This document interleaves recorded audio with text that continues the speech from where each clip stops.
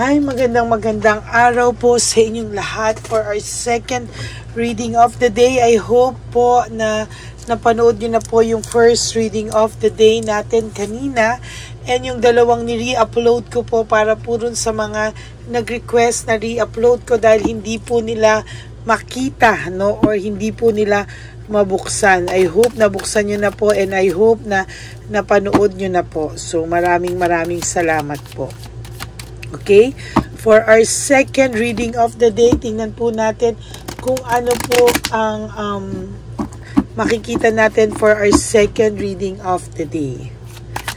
Yan, balasahin muna po natin mabuti para alam niyo po no, na nabalasa po natin itong maigi.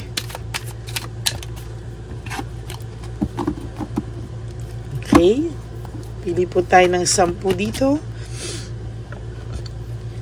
1, 2, 3, 4, 5, 6, 7, 8, 9, and 10.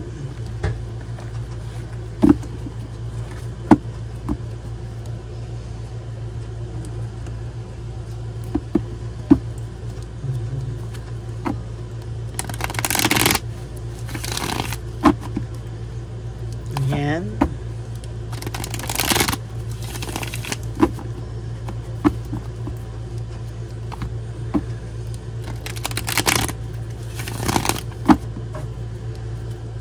Okay.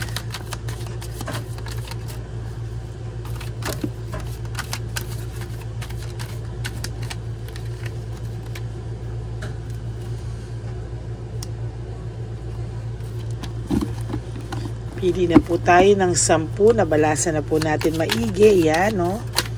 Kitang-kita nyo po na binalasa po natin maigi. So, pili na po tayo ng 10.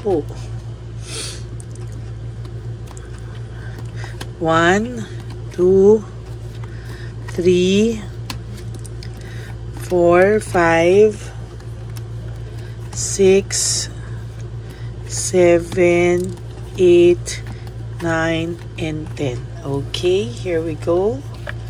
Tingnan na po natin kung ano po ang makikita natin for our second reading of the day.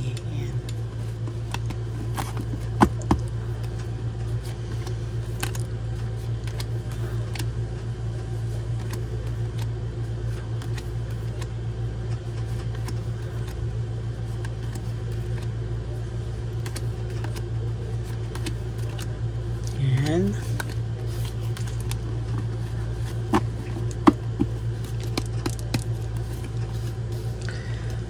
Alam mo po kung titingnan po tong taong to, parang ang taong ito ay walang, parang ang tigas-tigas, no?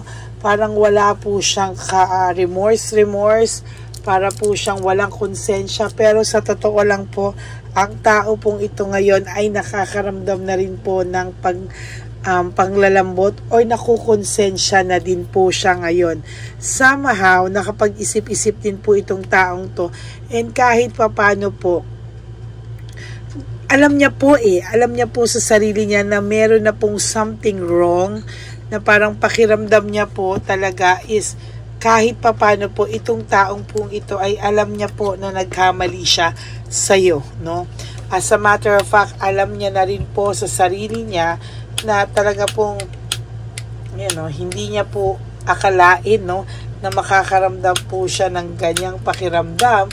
Pero sa totoo lang po, ramdam na po na tong taong to na talaga pong siya ay nagkasala, no, or siya po ay somehow talagang hindi niya po akalain na, kasi ang yabang po nitong taong to, no, hindi niya po alam na makakaramdam din daw po pala siya ng pagkalungkot,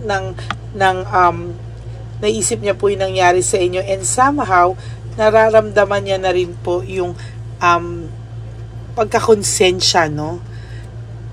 Yan, parang binabalansin niya po yung mga sitwasyon, and somehow nakikita na rin po niya, no, na na may mali din po sa side niya, no? Somehow nakikita niya po na may mali rin naman pala sa kanya, and talagang dala-dala niya na rin po yung konsensya araw-araw. So kung nararamdaman niyo po ang person niyo po ay walang konsensya, nagkakamali ka po. May konsensya na po siya ngayon, and as a matter of fact, nakakaramdam din po siya ng insecurity, no?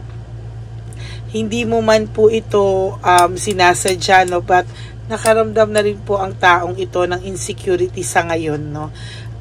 Hindi niya po alam, pero sa totoo lang po, nagugulat po siya sa sarili niya. Bakit po siya biglang nakakaramdam ng konsensya and longingness sa'yo, no? Parang gustong-gusto kanya pong makausap ng taong to, and somehow, talagang dala-dala niya po yung bigat sa loob niya, dala-dala niya po yung bigat sa loob niya, and kahit papano po, nakikita ko po dito na nag-i-start na po talaga siyang makonsensya, no? May konsensya na rin po siyang nararamdaman. Sa maniwala ka po o sa hindi, ito pong taong to ay nakukonsensya na rin po talaga, no? Very, very, very good, no? Kasi marunong na rin po pala siyang makonsensya, na hindi niya po akalain na marunong na rin po siyang makaramdam ng konsensya. I'm so happy.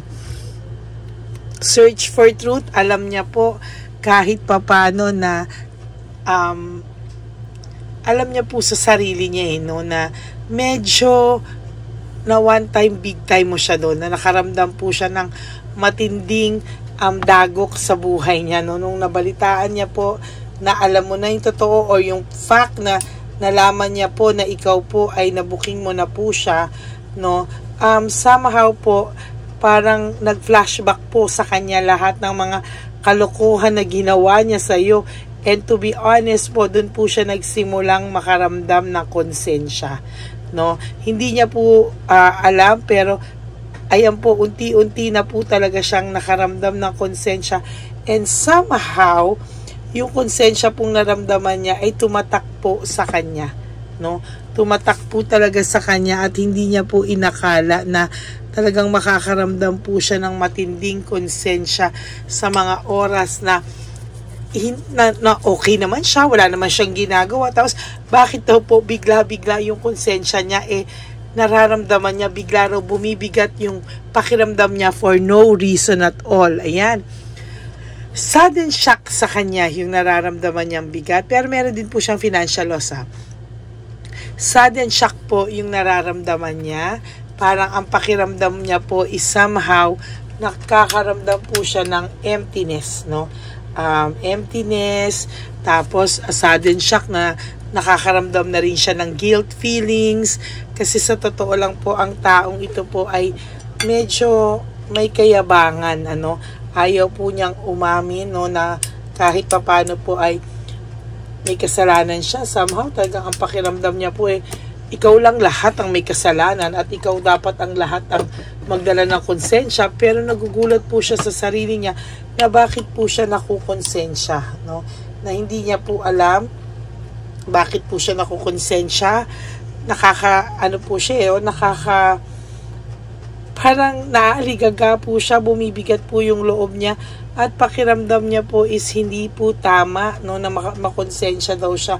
Somehow sabi niya, matigas ako, hindi ako pwedeng makonsensya, dapat ikaw daw ang magdala ng konsensya. Pero somehow ang konsensya niya po ay sobra na, no? Talagang kahit sa ayaw niya po at sa gusto, talagang makakaramdam na po ito ng konsensya. Hindi niya nga po talaga inakala na darating po siya sa araw na siya mismo ay magugulat sa sarili niya na nakonsensya siya, no?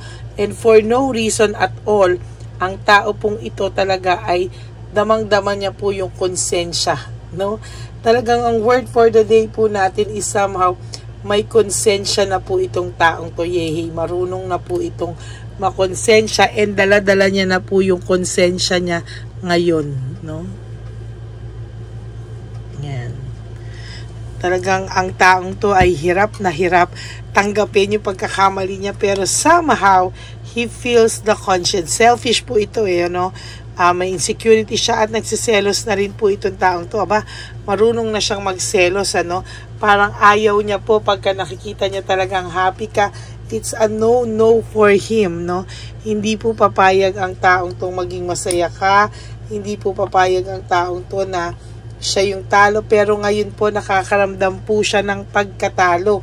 Mismong siya po ay nakakaramdam ng pagkatalo, mismong siya po ay nasasaktan na din po siya ngayon na bakit nangyari sa inyo to. Sana daw ay hindi niya nagawa yung mga bagay na to para kayo po hanggang ngayon ay maayos pa at hindi ka daw po, alam niyo po, para po sa inyo, sa iba sa inyo na mahilig magpaselos or pinapaselos po ngayon ang person nyo, o may mga ginagawa po kayo nakaselos-selos talaga, natatawa na lang po ako kasi po effective po siya, no? Nagsiselos po ang taong ito and somehow hindi niya po alam bakit ang effective ng pagpapaselos mo sa kanya. Gigil na gigil po ito, no? Somehow po effective and thumbs up po para sa'yo. Kasi sa nakikita ko po, ang taong ito ngayon ay talagang dinadamdam niya po, dinadamdam niya po ito, no? At talagang hindi po siya papayag na mapunta ka po sa iba. Somehow, meron po siyang iniisip niya po na itong konsensyang to ay legit kasi hindi mo naman po siya kinukonsensya pero siya po mismo ang nakukonsensya, no? Kung baga ito po ay mismong siya po yung nag-iisip, siya nakakaramdam at hindi po ito dahil sa'yo. Ito po ay kusa niyang nararamdaman. Yan. Yun, no? There is this resentment, no? May resentment po akong nakikita dito and somehow yung resentment na yan ang magtutulak sa kanya, no? Desire to reconcile. Gusto ka po talaga nitong tawagan, gusto ka po nitong ma-communicate, pero hindi po niya magawang i-communicate ka sa ngayon, no? Because somehow may natitira pa rin siyang pride and takot po talaga sa rejection kasi sabi ko nga lang po sa inyo ito no? Marami po siyang naiisip na mga bagay-bagay pero somehow iniiwasan niya po, no? Iniiwasan niya po, dinadivert niya po sa iba kasi ayaw niya pong maramdaman na nawawala na siya sa buhay mo. Ito yung sinasabi ko, ayaw po niyang makarecover ka, ayaw niya po magkaroon ka ng improvement sa buhay mo. No, gusto niya po ay somehow lagi kang malungkot, kakaisip sa kanya, or gusto niya po ma-stuck ka sa vision of you together, or ma-stuck ka sa sitwasyon at hindi ka po makamove on. Yan po yung wini-wish niya palagi sa'yo. Kaya ikaw naman, most of the time, feeling mo okay ka na, maayos ka na, pero bakit ganon? Bakit meron sa yung urge na naiisip mo pa rin siya, pero hindi na ganun kabigat tulad ng dati, no? Kasi somehow, naka-adjust ka na po, pero hindi ka pa po nakaka-move on, naka-adjust ka pa lang po, no? Nakakaramdam po ito ng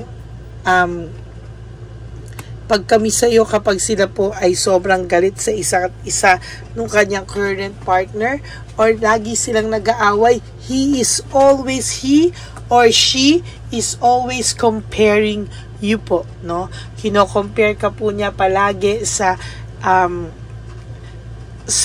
current partner niya ngayon and somehow minsan talaga sobra yung pagkamis niya sa'yo, yung longingness niya po talaga is sobra-sobra, no?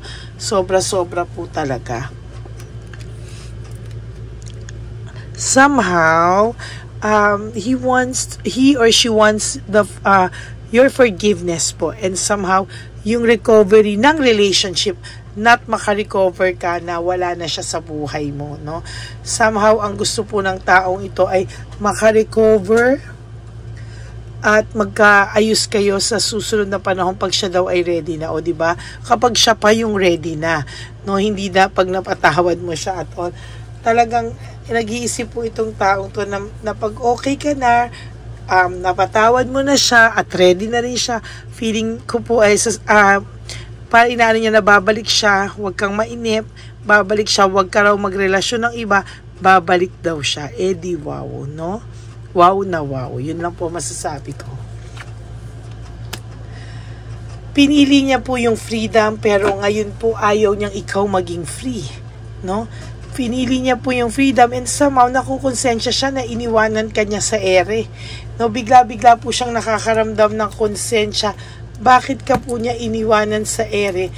At talagang nakukonsensya po ito ngayon na sana daw ay hindi ka niya pinabayaan, iniwanan sa ere. Ngayon siya nakukonsensya, no? Parang too late the hero. Medyo late na, no? Ngayon pa lang po siya nakukonsensya sa ginawa niya sa'yo. Ayan, no? Self-centered ng taong to. Nagsiselo siya sa happiness mo. Nagsiselo siya if ever na makamove on ka. Nagsiselos po ito sa mga bagay-bagay. Talaga, no? Parang hindi niya po kakayanin na magkaroon ka ng magandang buhay na wala na po siya sa buhay mo. Somehow, this person wants to feel na he or she is still in control sa buhay mo, sa inyong dalawa. Yan po yung nakikita niya, no?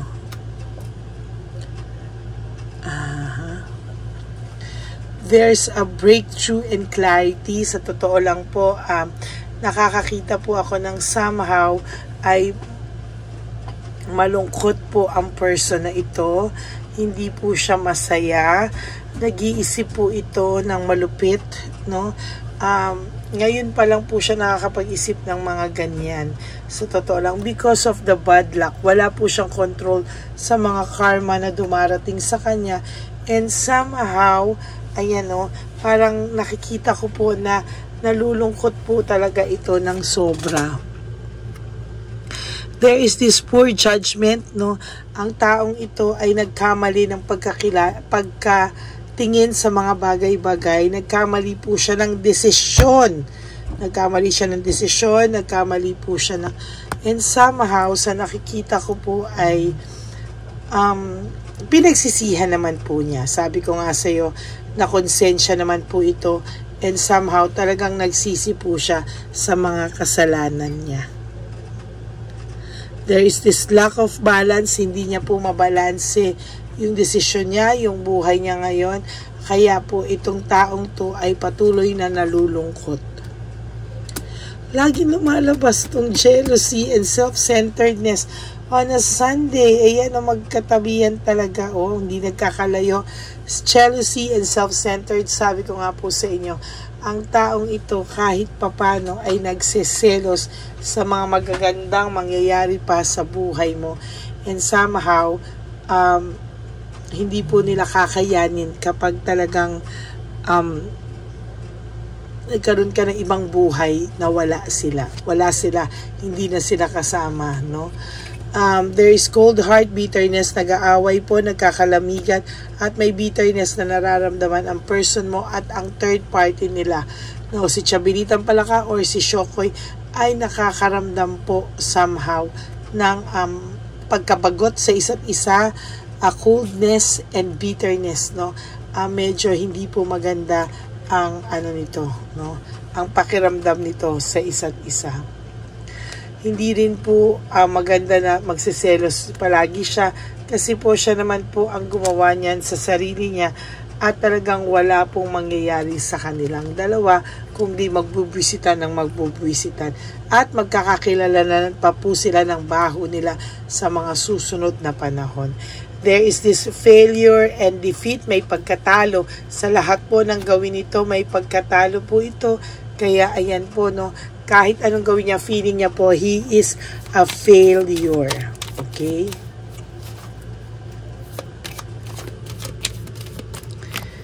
Okay, teka. Gusto ko pong bigyan kayo ng bonus card sa Lover Oracle Pink. Tingnan po natin kung ano po ang ating mabubunot, no? Sa Lover Oracle Pink.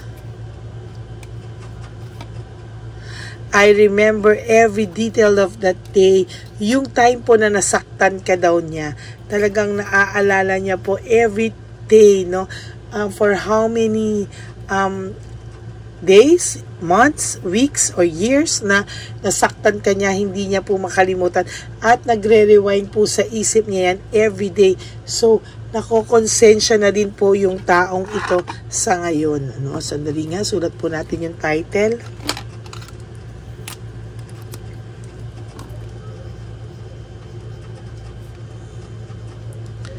Nakokonsensya, tama ba yung Tagalog ko? Nakokonsensya na ang person mo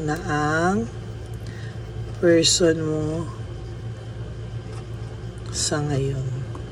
So, nakakaramdam na po siya na konsensya sa ngayon, no? Meron na po siyang konsensya, nakakaramdam siya medyo late, pero still, dumating po yung araw na talagang nakukonsensya na rin po siya. Okay? I can stop thinking about you. Ayan, naiisip ka pa rin po niya ng naiisip. Sabi niya po, hindi po siya makatigil na kakaisip sa iyo. Naaalala niya po yung araw na nasaktan ka niya at nakukonsensya na rin yung person mo sa ngayon. Kung iniisip mo po na ang person mo ay maayos, masaya, no, it's not. My life is not as together as it seems. Akala mo po ay ayos na ayos ang buhay nito, maayos, masaya, nasa order, no? Pero sa totoo lang po, maling-mali ka po dyan. Yun po, kaninang umaga, sinabi ko po gusto ka nitong tawagan. Nakukonsensya rin siya ngayon, pero I am afraid to contact you. This person has a lot of pride, has a lot of egos, no? Ego niya po, ang tindi ng ego niya, ang lalim. Kaya po sinasabi ko po sa iyo, ay gusto niya po talagang kumontak, pero natatakot po siya, no? I am afraid to contact you. Hindi po niya alam paano, saan, kailan magsisimula at papaano ka po tatawagan, kahit na so many things remind me of you. Kahit po ano daw ang kahit daw po saan siya magpunta, anong gawin niya, nare-remind daw po siya ng maraming bagay daw po ang nakakapagpa-remind sa kanya tungkol sa iyo. And somehow, hindi niya po sinasadya yan, pero po, marami po talagang bagay ang nagpapa-remind sa iyo sa kanya, no? Hindi niya po sinasadya yan, hindi niya po yan, pinipilit niya po yan na huwag maramdaman, pero hindi niya po kontrolado. I hope that one day you can forgive me, no? I hope you can forgive me one day, no? Sa totoo lang po, gusto niya po mapatawad mo siya isang araw, kahit hindi pa man ngayon, gusto niya po dumating ang araw na mapatawad mo na siya. I look for you everywhere, sabi niya po, no? Ayan, no? I look for you everywhere.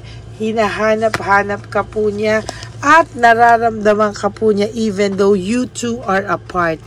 Nararamdaman ka po niya kahit kayong dalawa daw po ay malayo sa isa't isa. I know, sabi niya, I wish things could be different. Sana daw po ay naging iba na lang ang sitwasyon nyo, hindi na lang daw po naging ganyan, mas madali daw po, no? At ang sabi niya po ay, it was my fault but I blamed you, no? So yan po, no? Yan po kung bakit siya nakukonsensya, isa pa yan, because alam niya pong kasalanan niya, pero po, blame niya po sa'yo. No? So, yan po ang ating second reading of the day. Nakukonsensya na po ang person mo dahil alam niya po ang lahat ng kasalanan niya, pero still, sa'yo niya pa rin po ito sinisi. Kaya ngayon, nakakaramdam na rin po ang person mo ng konsensya. Okay, that is your second reading for today. I hope po napanood nyo na po yung first reading of the day na gusto kanyang tawagan pero hindi niya po ikaw matawagan, etc. Hindi ko na po alam yung title, but yun po yung una nun, gusto kanyang tawagan, ano? For those of you po na hindi pa po nakakapanood, I hope na mapanood nyo na po yan because sa tingin ko po, konti pa lang po yung nakakapanood, no? Pero ayan po, no? Nilabas ko na po yan and I hope na mapanood nyo po yan at wag po sana kayong magsawa sa ating reading of the day. At kahit nasaan naman po ako ay kayo po ay aking bibigyan ng bibigyan ko po kayo ng reading of the day saang lupalop man po ako ng mundo. Okay? So, meron na po tayong 1,700 views. Napakakonti pa po na ito. Marami pa po ang hindi nakakapanood. Usually, naging 3,000 to 5,000 nanonood. So, 8 hours na po, no? Busy po yata ang ating mga kapatid, no? Hindi pa po sila nakakapanood. But I hope bago po kayo lumagtaw dito sa second reading of the day na nakukonsensya ang person mo sa ngayon, ay mapanood nyo na muna po yung gusto kanyang tawagan dahil lagi kang nasa isipan niya. Okay? So, yan po ang reading of the day, second reading of the day. And I hope na napanood nyo na po yung ni-reload natin, ni-re-upload natin ng mga pick a card reading. You versus her, ano ugali ng taong third party, no? At yung ano ang mangyayari sa inyo sa future. Okay? So, maraming salamat po sa inyong lahat. And for those of you who would like to have a private reading with me, you can message me po at Ladyly Elena, that's Ladyly Elena. Nasa dulo po yan ng ating video. Diyan nyo lang po ako pwedeng contact, and that's my only official and legit FB account. Ayan, maraming salamat po sa inyong lahat. And please, no skipping of ads, tulong nyo na po yan sa ating channel. Lambing ko na po sa inyo yan. Pagpasensya nyo na po kung minsan mahaba yung ads, but you know, dito po tayo kumukuha ng pantulong natin sa ating mga charity. So, I hope na tulong nyo na po yan sa ating channel. And for those of you who would like to give me a super thanks for this video, I would really love and appreciate that from the bottom of my heart.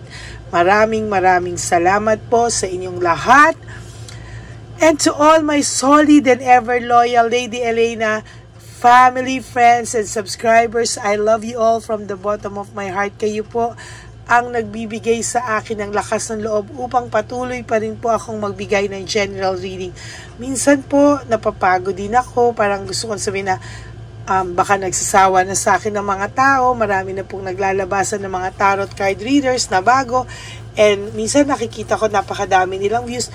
Minsan parang gusto ko rin, sabi ko baka nagsawa na sila, tigilan ko na kaya ito. Pero at the end of the day, sabi ko nga po, hanggang nandyan ang aking mga solid at loyalistang tagasunod, tagahanga at talagang nagmamahal sa akin.